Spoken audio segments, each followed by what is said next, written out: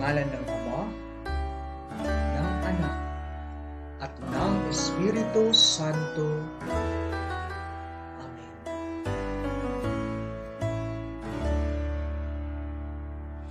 Amang mahabagin, tanging bukal ng buhay at pag-asa, kami ay naninikluhod at nagsusumamo sa iyo upang hilingin ang iyong paglingap laban sa karamdamang nagpapahirap sa marami at kumitil na ng maraming buhay. Dinggin mo po kami ng may pagmamahal. Ipag-adyam po sa amin ang iyong mapaghilom na mga kamay upang kami ay maibsan mula sa pangamba ng kamatayan at karamdaman. Bigyang lakas kami ng pag-asa at pananalig sa iyo. Naway iyong alalayan ang mga nasa medisina at tumutuklas ng lunas sa karamdamang ito. Bigyan niyo sila ng katatagan at kadalisayan ng kaisipan upang maging wasto ang kanilang paglikha ng mga lunas. Sa mga lumilingap at mga nag-aalaga sa mga dinapuan ng karamdaman, naway manatili silang malusog at masigla ang pangangatawan upang sila'y maglingkod ng ibayo at ng may pagmamahal. Panginoon, nawa ang mga nasa banig ng karamdaman, nawa sila'y manatiling nananalig at umaasa ng lunas mula sa iyo. At sa mga pumanaw, naway kanilang kamtin ang buhay na walang hanggan. Pagkalooban mo po kami ng biyaya at pagkakawang gawa at pagtutulong-tulong upang ang nararanasan naming ito ay magbigay sa amin sa pagbukal ng kagandahang loob para maglingkod at ang may pagpapakabala. Hinihiling namin ito sa pamamagitan ni Jesucristo na nabubuhay at naghahari, kasama mo at ng Espiritu Santo magpa sa walang hanggan. Amen. Sa ngalan ng Ama at ng Anak at ng Espiritu Santo. Amen.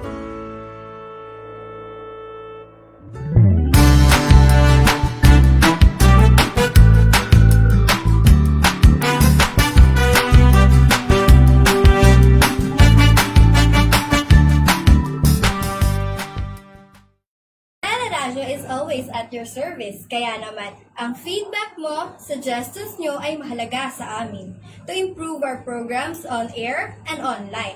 Para alam ni teacher yung strengths as well as the things in your mind na mas makatutulong sa mas effective na pagkatuto sa Teleradyo.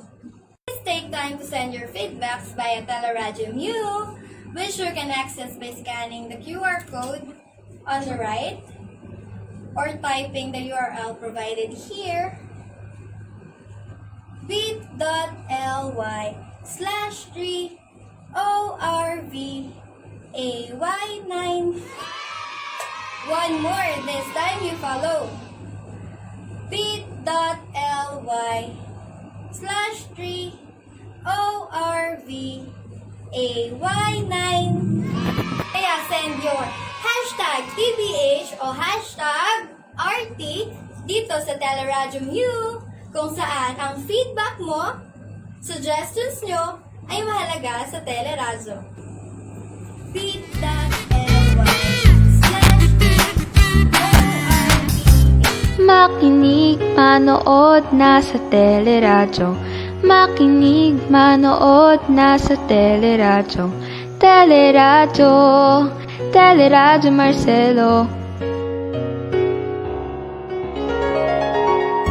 Sa gitna ng mapanubok na panahon, magkahatid sa kaakibat ay Magandang araw, grade 7. Muli, nagkasama-sama na naman tayo sa panibagong tuklas talino sa paaralang panghimpapawid ng Teleradyo Marcelo, ang telearalan ng bawat malulaynay. Ngayon ay nasa quarter 4 na tayo sa nilalaman ng Ibong Adana. At matutuklasan niyo ang kasaysayan nito.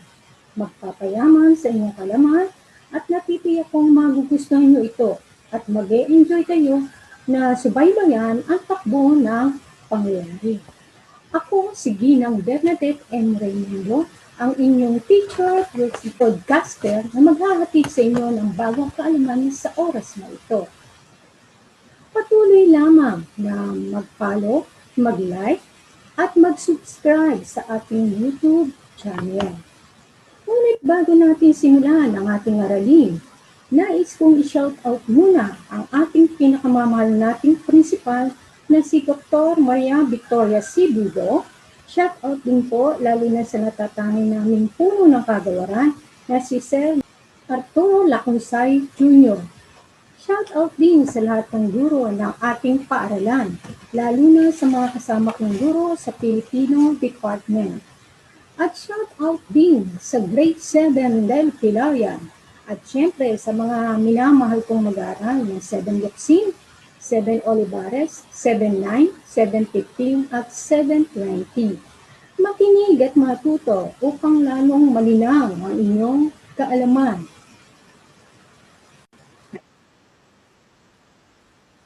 Bilang panimula, magbalik-aral muna tayo.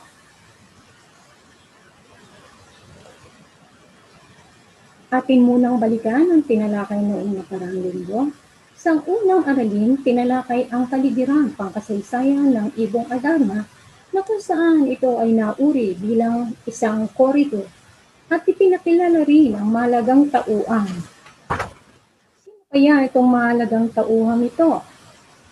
Yan. So sila po ang mahalagang tauhan.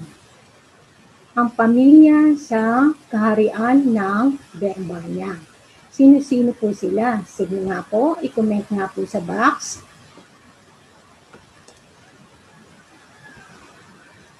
Unahin natin.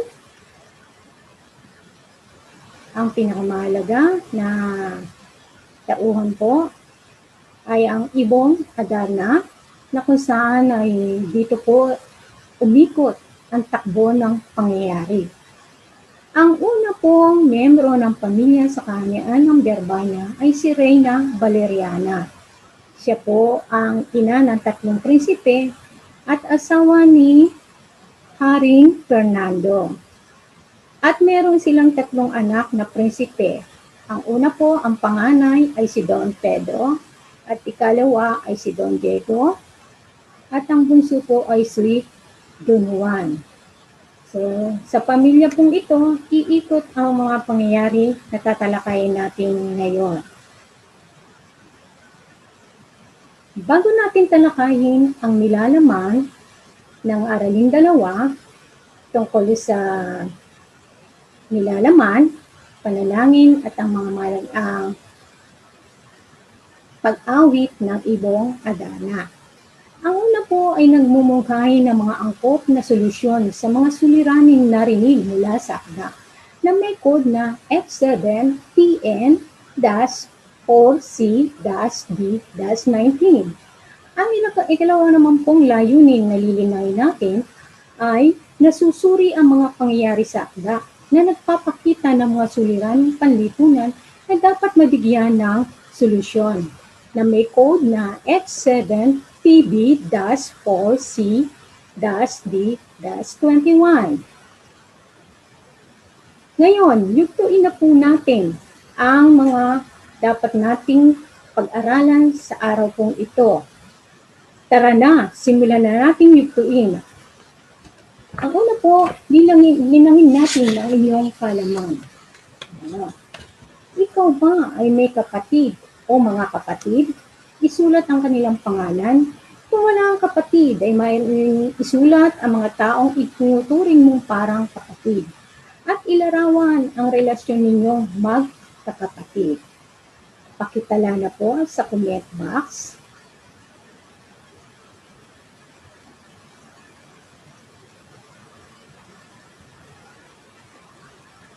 Mahusay. Ayon kay Angel Solano ng 720, siya daw ay may kakambal na babae. Ang pangalan niya ay Marian. Parehas kaming babae. Mabait, magkamukha at may takot sa Diyos. Dahil sa maagang nawala ang lola namin na nag-aalaga sa akin, kami ay magkalayo ngayon. Siya ay nasa probinsya sa Romblon. Ako naman ay dito sa Bulacan, sa tita ko. Dahil nasa Canada ang parents namin, lumaki kaming close sa isa't isa at nagmamahalan. Okay, kahit magkalayo sila, nandoon pa rin ang pagmamahalan nilang magkapatid. Alam mo, nasa Romblon yung isa nandito sa Bulacan. Okay, ito po yung paglalahad natin sa aralin ating tatalakayin. Panoorin niyo ang video ng isang mag-aaral na si Jessie Navarro ng SPJ Locsin na maglalahad ng buong aralin bilang si Lola Basyang.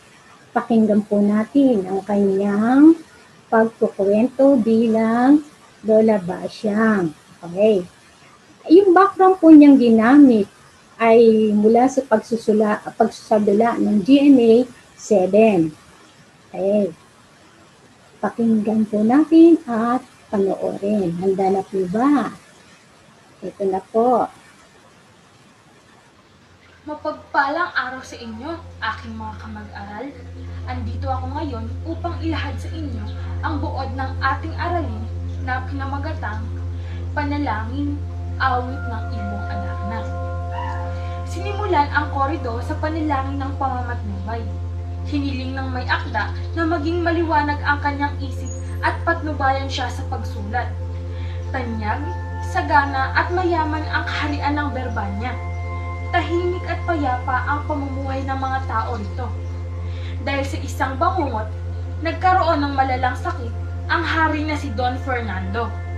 Nakita niya ang isa sa kanyang mga anak na si Don Juan na pinaslang ng 2 buhok at pagkatapos ay inuhulog sa balon. Isang medikong pahang ang nagsabi na ang tanging lunas daw sa sakit na hari ay ang awit ng isang ibong tanging matatagpuan lamang sa bundok ng Tabor, partikular sa kumikinang na puno ng Piedras Platas. Agad namang inutusan ang panganay na anak na si Don Pedro na hulihin ang natatangis lunas para sa sakit ng hari. Naglakbay ng 3 buwan si Don Pedro bago natunton ang daan patungong bundok Tabor. Agad naman ay nahanap ng prinsipe ang puno ng Piedras Platas. Nabigo ang prinsipe na maiuwi ang ibon sapagkat siya ay nadumihan at naging bato. Dahil hindi na nasilayang muli ang panganay na si Don Pedro, inatasan ng hari na ang ikalawang anak na si Don Diego upang hulihin ang ibong Adarna. Naglakbay ng 5 buwan ang nasabing prinsipe. Gaya ni Don Pedro, siya rin ay nabigong mahuli ang ibon dahil siya naging bato rin. Pagkalipas ng 3 taon, lalong lumala ang karamdaman ng hari.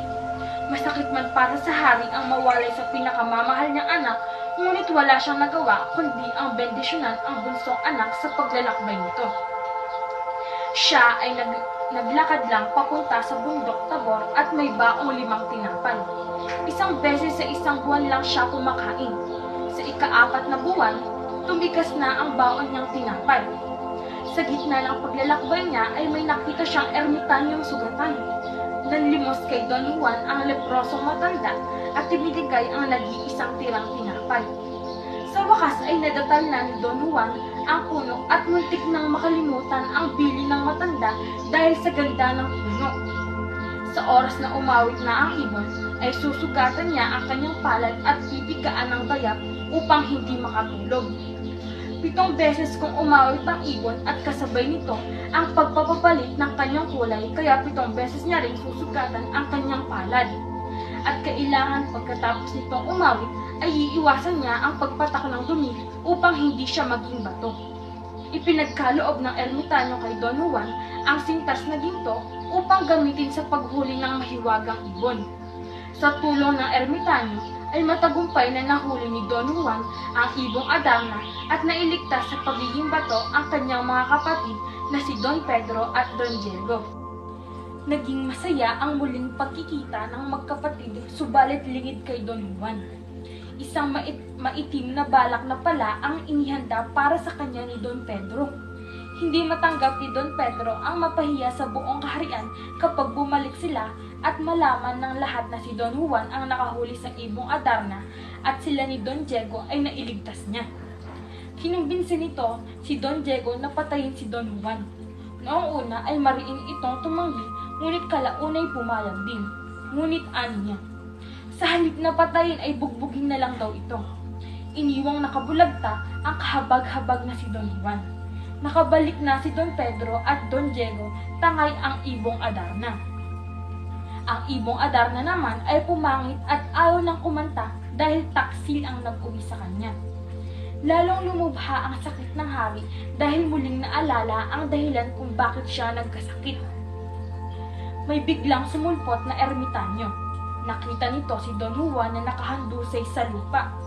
Ginamot niya sa muling pagkakataon ang prinsipe. Nang magaling na'y umuwi na siya sa Berbanya at doon lang umawit ang ibong Adarna. Ikinuwento niya ang kataksilang ginawa ni Don Pedro at Don Diego kay Don Juan. Pagkarinig sa awit ng ibon ay gumaling ang hari. Pinarusahan niya ang 2 lapastangan, subalit mismo si Don Juan ang nakiusap sa ama na patawarin at bigyan ng pagkakataon ang 2 niyang nakakatandang kapatid na pinagbigyan naman ng butihing hari.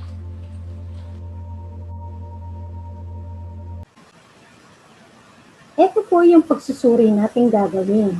Una po ay paglinang ng talasalitaan.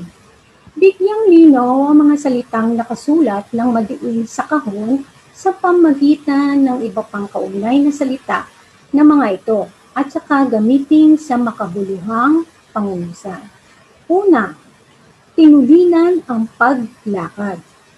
Ang salitang may diin ay tinulunan. Comment po sa box ang salitang maaring niyong maugnay sa tinulinan. Okay, magaling. Tingnan natin sa unang ilog, binilisan. Sa ikalawa po, nagmadali. Ito po ang nabuo kong pangungusap. Tinulinan ni Don Juan ang paglakad sa pagbalik sa Berbanya. Ikalawa naman po, napawi ang pag-aantok. Ano kaya ang maiugnay mo sa salitang nakasulat ng mabiin, napawi?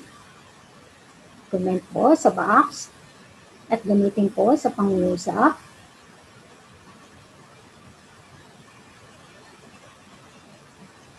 Yan, mahusay, Delphilayan. Sa unang kahon, naalis. Kalawa naman po, nawala. Ito po ang nabuo kong pangungusap.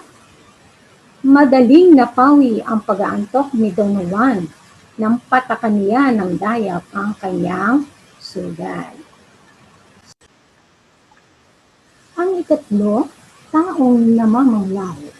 Ang salitang madiin, namamanglaw. I-comment na sa box ang inyong kahulugan o ugnay na salita at gamitin sa pangungusap.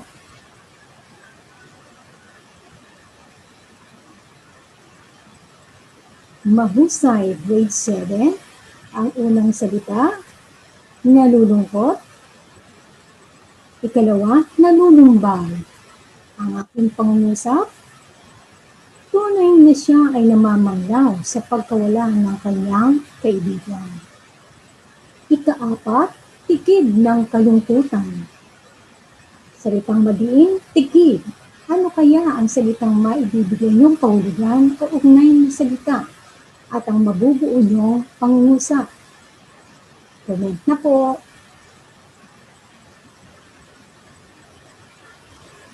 Tama, pagpilayan. Ang salita, dipos, at yung isa ay punong-puno. Ang pangungusap, tigit ng kalungkutan ng mga taong naapektuhan ng pandemya. Panghuli po, nasindak sa nakita. Ano ang maiugnay niyong salita at kahulugan nito? At gamitin sa pangungusap? Comment na yan.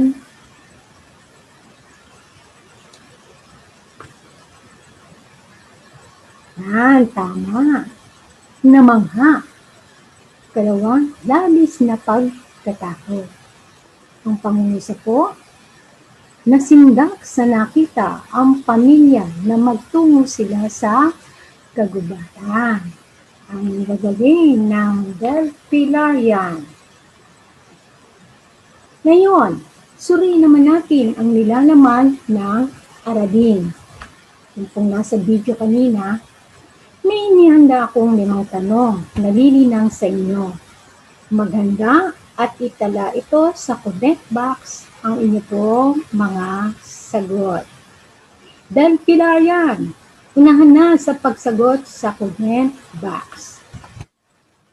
Ito po ang unang tanong. Bakit kaya nagawa ng mga kapatid ni Don Juan na siya ay pagtaksilan? Anong dahilan? Comment na po.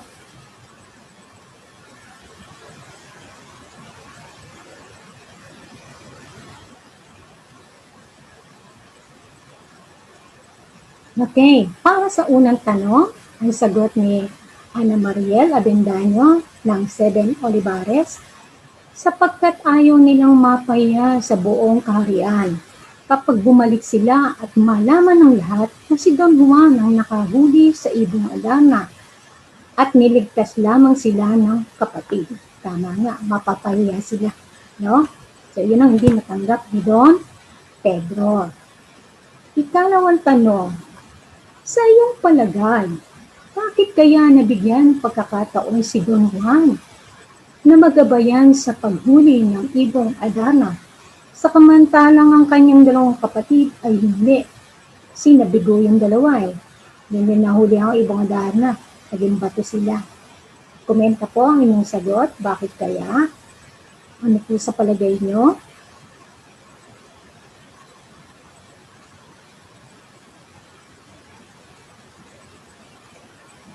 Para sa ikalawang tanong, ang sagot ni Beng Umali, sa aking palagay, si Don Juan ay nabigyan ng pagkakataon na gabayan sa paghuli ng ibong Adana sapagkat siya ay nagtataglay ng mabuting kalooban at malinis na ngangarin di tulad ng kanyang 2 kapatid na may inggit at panibugo sa kanilang puso. Tama, sige.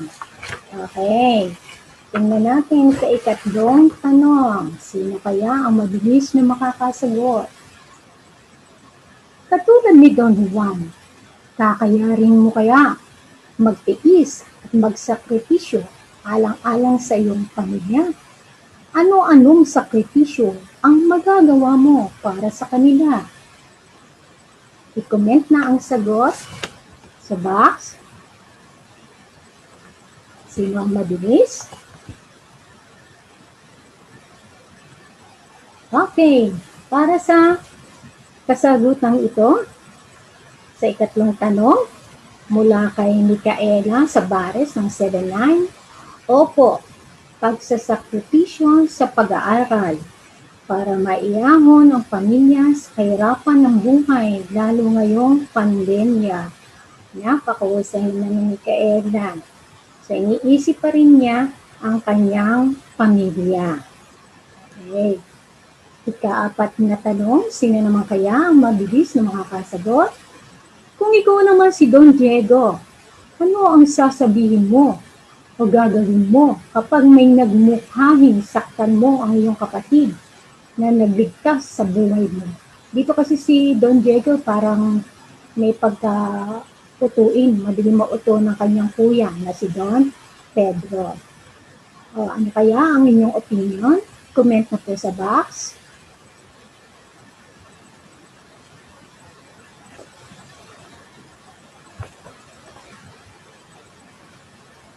Mahusay si Hale Dustin ng 7:15. Ang sagot niya, kung ako po si Don Diego at may nagmungkahi na saktan ko ang aking kapatid, ay hindi ko po siya papakinggan dahil hindi po tama na manakit ng kahit sinong tao. Hindi ko po hahayaan na mapuno ang aking puso ng galit. Bagkus ay tatanggapin at tuturuan ko po siyang magbago at magandang asal. Tama naman doon si Hale. No. So, ba't mo hayaang mapuno ng galit ang puso mo? Kasi ikaw din ang mabibiktima na maapektuhan.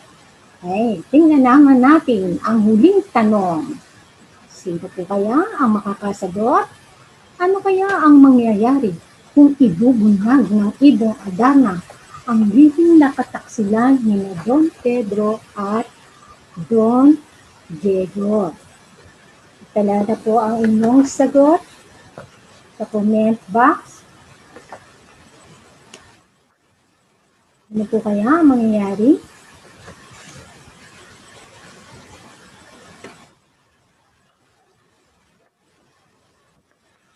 Sino po makakasagot? Okay, ayon kay Hisbi Humaon ng 7:15, maaring magalit o maparusahan sila ng hari dahil sa ginawa nilang pagtataksi na dapat ay ipapatapon sila at aalisan ng karapatan, ngunit mahigpit na tinutulan ni Don Juan. So napakabuti talaga ng puso ni Don Juan. Iniisip niyang kapatid din niya yun. Ayaw niyang mapahama. Okay. Mahusay del Cliayan, binabati ko kayo sa pagtugon nyo o pagsali nyo sa talakayang ito. Ngayon, patuloy pa natin hasain ang inyong mga kaalaman tungkol sa ating aralin. Meron po ako inandang pagsasanay.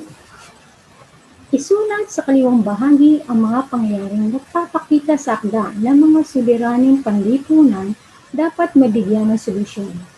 Suriin kung naghahanap ba ito sa kasalukuyan at magmungkahi na akop na solusyon sa mga ito sa kanang bahagi ng kahon. Itala nyo ang inyong kasagutan sa inyong sagutang papel at ipadala ito sa inyong guro sa Pilipino upang ito ay masuri. Meron akong hinandang isang halimbawa na magiging gabay ninyo sa pagsagot nito na ipapadala nyo sa inyong guro. So, ito yung nagpapakita sa akda ng naging suliranin sa lipunan. Nakagagawa ng kataksilan sa kapatid dahil sa inggit. No. Hindi lang naman kasi sa pamilya nangyayari ito, maging sa sinuman sa lipunan.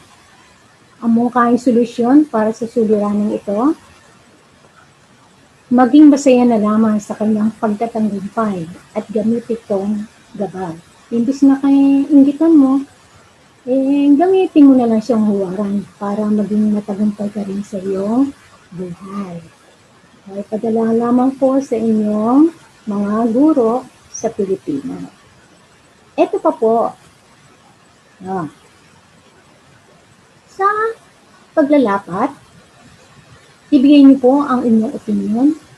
Paano mo dapat pakitunguhan ang inyong mga kapatid o ang iyong kapatid? Ano po? Paano nga ba natin pakikitunguhan ang ating mga kapatid? Pakicomment nga po sa box ang inyong opinion tungkol dito. Ikaw ba'y katulad din ni Don Pedro o Don Diego? Okay, sabi ni Jessie Navarro ng SPJ Luxin, ang aking mga kapatid ay miyembro ng pamilya na nagpaparamdam ng buong pagmamahal, katulad ng ating mga magulang. Ang ating mga kapatid ay maituturing din nating matalik na kaibigan, dahil sila rin ay ating karamay sa panahon ng mga problema at pagsubok sa buhay. Kaya dapat lang na maging maayos ang pakikitungo ng magkakapatid sa bawat isa. Iparamdam ang pagmamahal, pagkakaisa, pagtutulungan upang mas maging matatag at malakas ang samahan. Gabayan ang isa't isa tulad ng paggabayan na ginawa ng ating mga magulang. Napakahusay naman ni Jessie sa kanyang tugon. Salamat, Jessie. Alam natin na hindi magkapareho ng ugali ang magkakapatid sa isang pamilya. Ano man ang ipinakikita nila sa atin, mabuti man o masama, dapat natin itong suklian ng pagmamahal at pag-aalaga dahil karugtong sila ng ating buhay. Yeah. Okay. Ngayon, ating lahatin ang mga natutunan nyo sa tinalakay natin sa aralin. Itala lamang po ang inyong sagot sa comment box.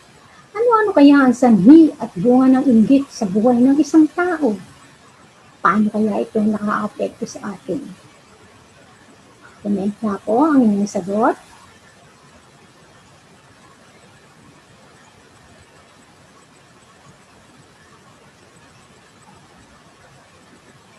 Okay, tingnan nga natin ang mga bagay na natutunan niyo sa aralin. Mahusay, grade 7. Ayon kay Angelo Abitibel ng 7-9, ang sanhi, pagkawalan ng sapat na salapi at iba pa. Ang nagiging bunga, pagtatalo ng bawat isa at poot. Mula naman kay Caitlin na Puntar, ang sanhi daw na inggit ay madalas na nagmumula sa pagnanasa ng isang tao o labis na pagnanasa para sa mga bagay na labis nilang nais. Sa madaling salita, ang inggit ay nagmumula sa hindi nasisiyahan sa mayroon ng isang tao. Tama. Ang maaaring maging bunga nito ay pagnanakaw, paninira ng ibang tao, paghila sa kapwa, pababa. Totoo po yan. Nakita nyo kung ano ang naging epekto ng inggit sa magkakapatid na prinsipe. Totoo lang si Don Pedro dito ang namayani ang inggit sa kanyang sarili. Hindi siya makontento. Hindi naman ibang tao ang kanyang pinaiingitan. Kumbaga, sa pagnanais niyang siya ang mag-corona, ginawa niya na masama ang kanyang kapatid. Dahil sa naghari ito sa kanyang katawan. Okay?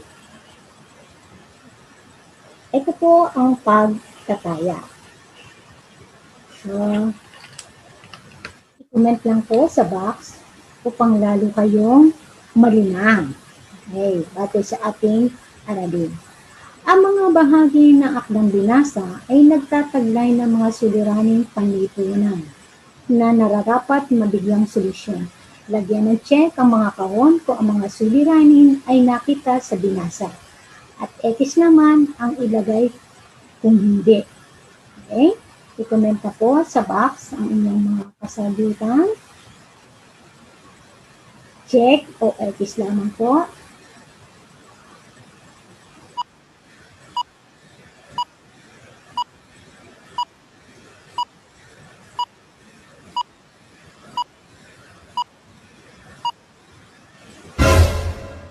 Okay, tingnan natin kung sino ang mahusay na nakasagot.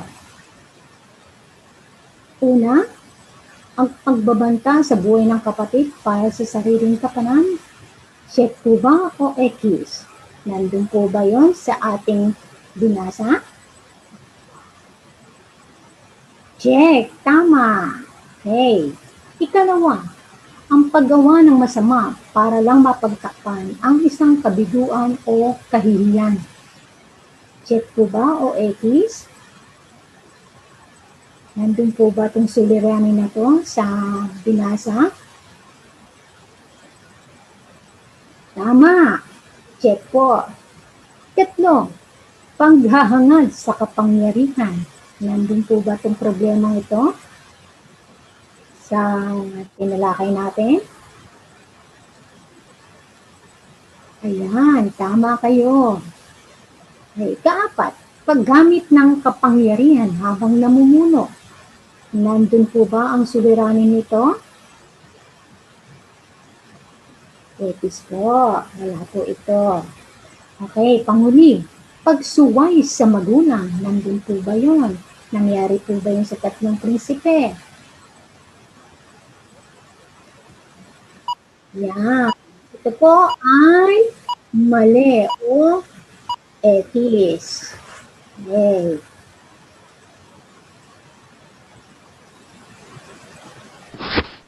Yan. Tandaan. Mula po doon sa Santiago, chapter 3, verse 14 hanggang 16, NBBBOY, sa Biblia po. Ngunit kung ang naghahari sa inyong puso ay inggit at makasariling hangarin, huwag ninyo iyang ipagmalaki at huwag ninyo ikaila ang katotohanan. Ang ganyang karunungan ay hindi galing sa Diyos, kundi makasanlibutan, makalaman at mula sa dyablo. Sapagkat saan man naghahari ang inggit at makasariling hangarin, naghahari din doon ang kaguluhan at lahat ng uri ng masamang gawa. Kaya huwag nating hayaang maghari ang inggit sa ating sarili. Bagkus gawin natin inspirasyon ng mga taong nagtatagumpay sa kanilang buhay. Kasi pag naghahari ang inggit sa inyong katawan, puro kasamaan. At puro mali ang iyong gagawin. Okay, bago po ako magpaalam, ito po, shout out po sa bumubuo ng Teleradyo Marcelo, ang telearalan ng bawat Manilenyo.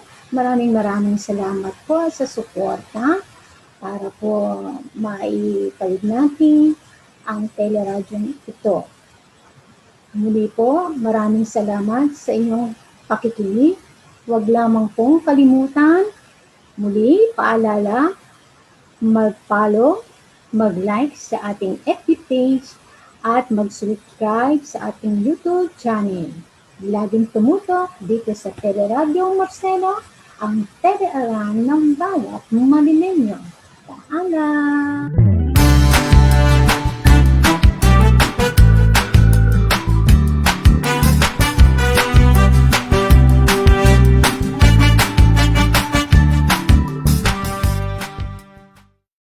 Radyo is always at your service. Kaya naman, ang feedback mo, suggestions nyo ay mahalaga sa amin to improve our programs on air and online. Para alam ni teacher yung strengths as well as the things in your mind na mas makatutulong sa mas effective na pagkatuto sa teleradyo. Please take time to send your feedbacks via Teleradyo Mu, which you can access by scanning the QR code on the right or typing the URL provided here, bit.ly/3ORVAY9. One more, this time you follow.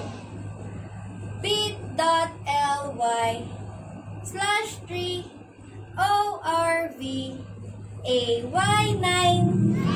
Kaya send your hashtag TBH o hashtag RT dito sa Teleradyo Mu, kung saan ang feedback mo, suggestions nyo ay mahalaga sa teleradyo.